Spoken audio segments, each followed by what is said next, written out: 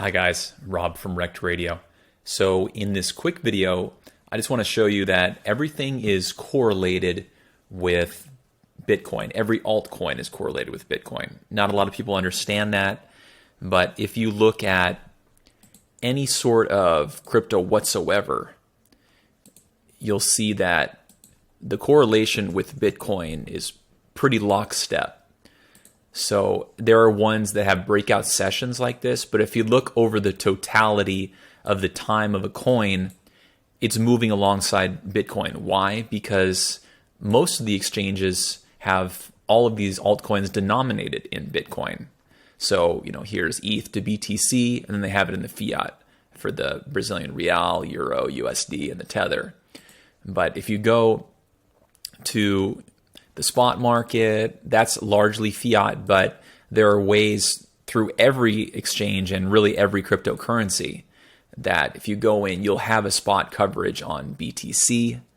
And so when it goes up, then it's going to reflect well on the numerator as well as, the denominator. So if the ratio may be different. Let's say the ratio is exactly the same of 0.001743 or 46.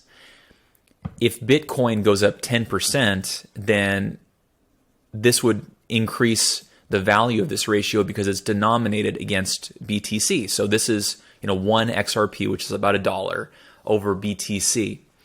So essentially, there's so much upward thrust on Bitcoin when it goes up or down that it's going to impact all of these altcoins. And a certain amount of that movement, that noise, as they say, is just trying to account for the movement in Bitcoin versus the movement of what the underlying value is of the project, which we know from meme stocks and from other avenues that many markets aren't necessarily without or fully efficient. So when you're talking about a stock like Ford that has a ton of researchers and analyst reports out there and they know what projections are, that's a known commodity, and they have a price to earnings to indicate not only the current earnings but future earnings and the growth of future earnings. It's much more murky and requires more of an artistic skill when you're trying to evaluate projects that they've only been around for a few months. When you think about it, Ethereum started just a few years ago, and then Bitcoin is a decade old, which on the internet is an eternity. But a lot of times I will trade not only FTX, which FTX is certainly my home base, but I will trade other platforms like Ascendex, which I heard about through BitClout. And I know that a lot of the A16Z guys at Henderson Horowitz and other VC firms are doing interesting things with this exchange. So I thought I'd give them a try, and they always have kind of interesting promotions.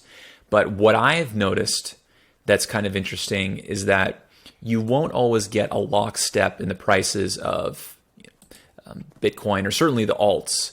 So it won't always be exactly the same. So it's worthwhile to determine, for example, in the case of Bitcoin, it's currently on FTX at 61,080.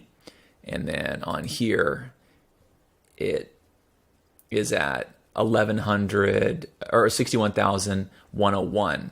So there's a difference there of about 30, which during periods of peak volatility actually rises. I think I saw it like up to 80 difference.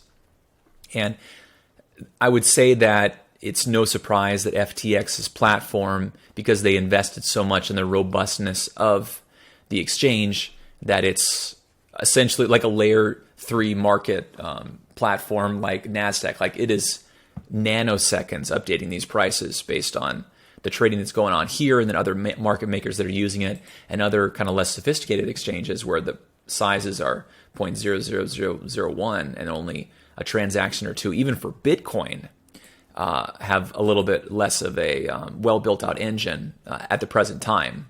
But you can do well if you look at deep markets to be able to get coverage in other markets that have the leverage that you want, or the altcoins.